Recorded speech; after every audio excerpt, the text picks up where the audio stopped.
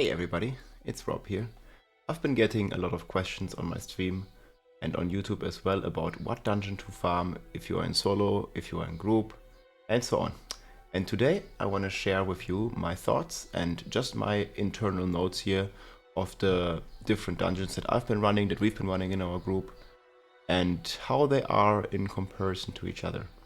So just a quick disclaimer before we get into what you see here on the screen already, that all of this is still subject to change. The game is still developing. In fact, it already has been changing because the Magon Works here already has received a hotfix to the elite density. So take this all with a grain of salt. You can do your own testing as well.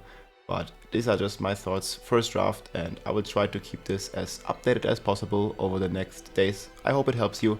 I put the link to this sheet here right in the description below. There's also a lot of more information about stat priorities, helltide farming, Barb build guides. I'm gonna expand this sheet probably in the future. So let's get into the Nightmare Dungeon tier list. So the best dungeon is here listed on the left as the S tier. For solo players, it's the Bind Burrows. This one just has insane density. There's like so many spiders. The dungeon is super quickly. You just have to kill the spiders, then you have to go to the boss. You kill it, and super fast experience, and you also get a lot of upgrades for your glyphs in here. The next one, as you probably might have guessed, is for group play. This has been the dungeon that we've used to grind to 100 in 54 hours. It has been spreading ever since, and lots of people are using this one basically. So this one is so good because it has the 3 pedestals and you can like sort of triple split in a group and basically get the XP zone wide. So this has been pretty insane for that. It's still good for solo players, but not the best, as you will have to backtrack from every area back to the middle and then go to the next one. So it's still decent. I would say it's still A tier for solo player, but this is definitely the best dungeon you can do right now in groups. Then we have the A tier. This is definitely the keeps that I'm saving as well. Crusaders Cathedral, Witchwater Nightmare. This is actually the one where I did my Nightmare Dungeon 100 on the Whirlwind Barb. Abandoned Mine Works. This one also has many spiders, so lots of density, really good for XP and overall progression. These, together with Blind Burrows, when the spiders, when you kill them, they split in more enemies. This is insane for any like area type of damage build, especially the Barbarian with the Whirlwind and the Gores, or the Sorcerer with the Fireball enchantment. It's just insane for those.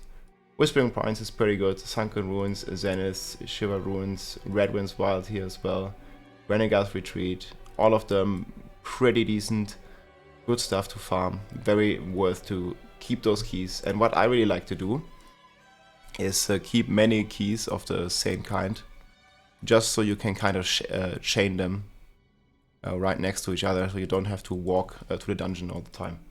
And this is really a big time saver, especially in groups where you can just have 4 party members basically share the same dungeons and just chain them back to back to back, so you don't have much downtime.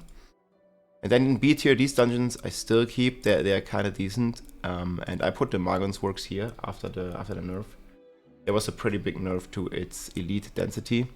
Like, they used to be these like big rooms. I'm pretty sure you've seen it in videos on my stream, or I think Vudijo was also farming this one a lot.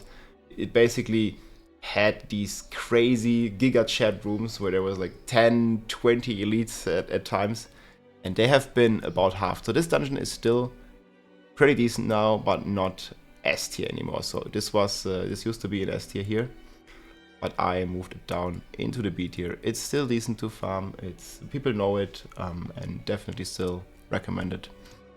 And then if we come here to the C and the bad tier, F tier, whatever we want to call it. So some dungeons here, like Mallwood or something, like they're still okay to farm, even Shadow's Plunge. Like this is a tier list mostly optimized for experience.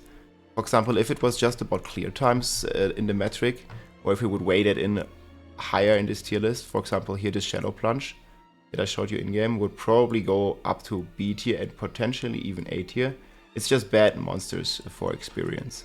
So in general, the way I understand it right now in D4 is the more HP a monster has, the more experience it gives. So usually the big kind of monsters, like they look big, like I don't know, like a big gold man, or you know, just like a fat monster basically gives a lot of XP in comparison to like the small monsters, like very small worms or something.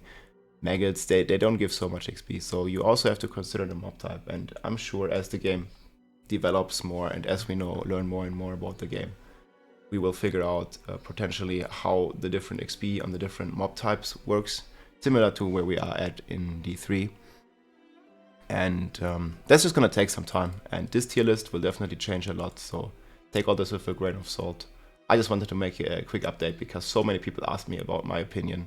This will definitely change. Again, link in description. I will keep updating this as we know more. I hope it helped you. If you like the video, make sure to subscribe, leave a comment. And I have a lot more content coming, guys. See you soon. Rob over and out. Bye bye.